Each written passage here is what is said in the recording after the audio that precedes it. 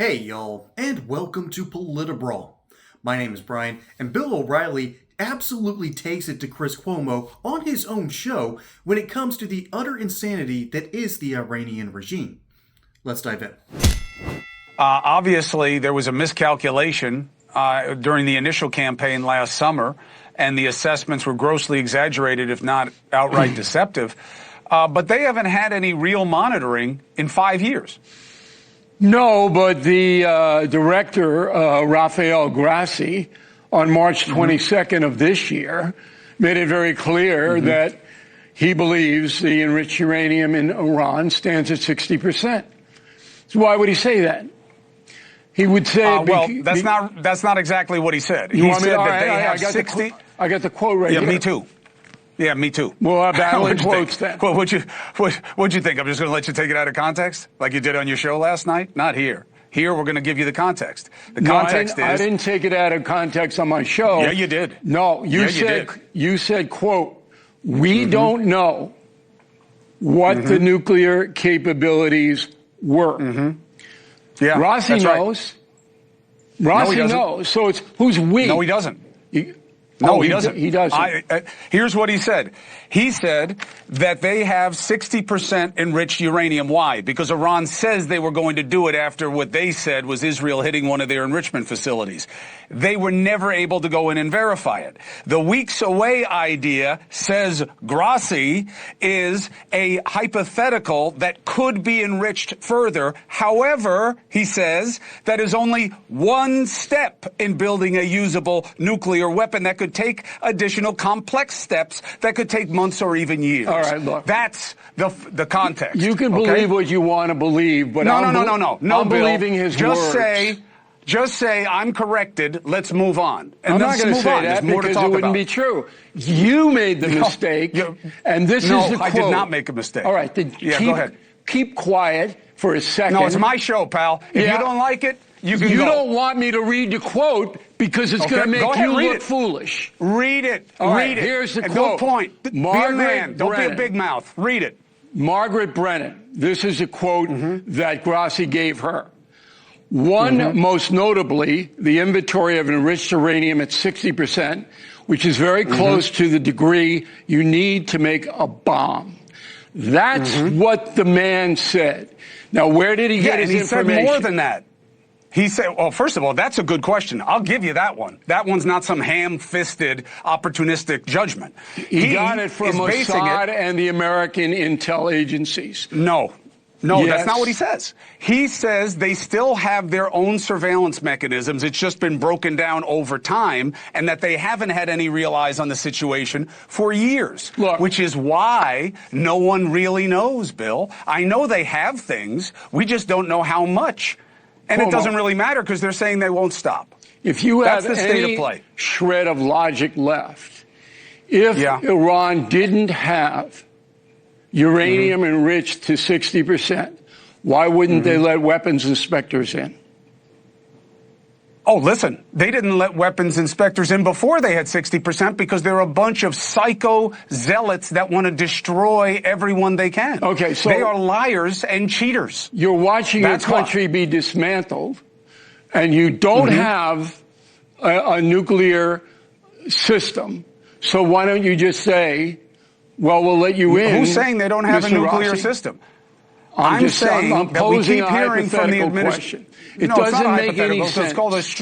It's called a straw man argument. Go look up what a straw man argument is, Bill. This is where you make up an argument that's a proof of a proposition that has a flawed premise. Why do that when your country is being destroyed? Well, first of all, they don't care about the country. They care about their own existence, which it seems the administration is okay with. Is in play. It's in play. Is it? Trump has said he's not going to change the regime, and he's negotiating with them right now like they were an ally. They had to kill 30,000 of their own people just recently. Yes, because they hate their own people. Because they're terrible people. They don't love their country. They don't love their people. It's all expendable. People believe what they want to believe. If you don't believe Bill, that Iran doesn't have a nuclear capability... No, I don't believe that. Okay. No, I don't believe that. I don't believe that. And it's not what I said, Mr. Accuracy. What I said was, Mr. No Spin, was we don't know what they have. That's what I said. And you know who agrees with me? The head of the IAEA. You know who else? Israel. You know who else? America, except Pete Hegseth. The intelligence people who I speak to, the guys in Riyadh that are conducting the operations and surveillance, they don't know exactly what they have. They don't know how close they were to a weapon. They just say, we got to make sure they could never have one, which is fair. You said the justification for this war is a question mark. Not to me. Yes. There's enough evidence that shows that the Iranians were working to build a nuclear weapon. And the evidence is down from Rossi to Mossad to the U.S. intel services. That's enough for me, Cuomo. It's not enough for you? Okay. What else you got? Well, there goes all the respect that I thought I started having for Chris Cuomo. All right, gone. Out the window. His first claim is, well, it turns out the B-2 bombing strike that we had 7 months ago was a complete and utter failure. Yeah, the satellite images that he was bringing up throughout this entire video says otherwise. And then he starts arguing, tries to argue circles around Bill O'Reilly here, and it's not working. It's not working. The question is why? Okay? Why is he doing this? Because he knows Iran is crazy, right? He admits it, and when I say Iran, I mean their current regime. He admits that they're crazy. Bill O'Reilly admits they're crazy. They're on the same page. So what's the disconnect? Okay, so his first claim is that the B-2 bomber strike that we had was a failure. When we clear out the rubble and then we start rebuilding, that doesn't mean it's a failure. It means that the regime failed to get the message. Okay?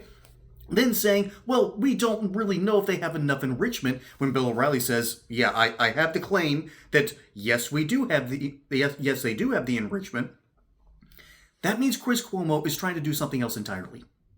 He is trying to obfuscate the point because his own platform, the people who listen to him, don't want to believe Bill O'Reilly. They don't want to believe President Trump. They don't want to believe the current intel that they have because, well, someone that they don't like is in office. That already is a crazy enough position. And then we're having to deal with a literal regime that wants to bring about a nuclear holocaust if they can get away with it. There's only been a handful of regimes like that in world history, and they have been stopped at all costs. Okay? Some of them have been stopped with some costs. Okay? Consider Cuba. A lot of us still don't fully understand, and I definitely wasn't around. My parents weren't even around during the Cuban Missile Crisis. My mom wasn't born until a few years later, and neither was my dad.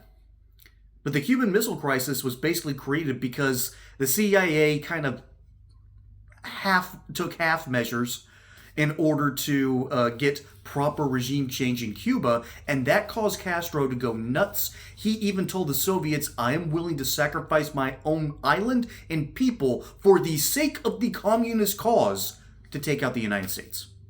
Nope, those are his words. And he tried to live up to them. And it got to a point where even the Soviets said, no, you're nuts. We're not working with you. A lot of us don't have a good understanding or framework to look at the Iranian regime because they're not rational. Okay? They're not. It is that simple. They're not rational. We dropped a bunker buster bomb through a B-2 stealth bomber pattern, took out one of their nuclear enrichment sites. They decided to just completely rebuild it and go, no, we're not going to learn. We're not going to learn. We're not going to play along. That's part of the reason that Trump has taken all of these measures against this regime. He is trying to prove to the rest of the world, these guys refuse to play along. These guys refuse all peace measures. And guess what? The people who are silent over this are the ones you need to pay attention to. The entire Arabian Peninsula is silent. Turkey is silent. Okay, the Caucasus Muslim countries, silent. Pakistan is trying to be the mediator. These major national Muslim nations are silent over Iran. I don't think we fully understand that. The people that are loud about it, however, are the European nations who are starting to realize, oh, this isn't about just regime change. This is about Europe. Hey, we're trying to change the way we're doing international business and international energy policy. And that has Europe quaking in their boots. And that's part of the reason why Chris Cuomo is doing what he's doing. He's not doing what he's doing because he wants to obfuscate the truth. He's doing what he's doing because, well, it's in his DNA. Okay? He got to the top of his fame doing this by placating to rich white liberals who are more European leaning than American leaning, because that's just the way they think. Okay? They think that Europe is this highly sophisticated nation. It's not. Europe is and Europe is divided, in my opinion, into two distinct regions. There's Central and Western Europe, including the Nordic nations, and then there's Eastern Europe. Eastern Europe got free of communism, took one look at Western European decadency, and went, oh, we can't do that.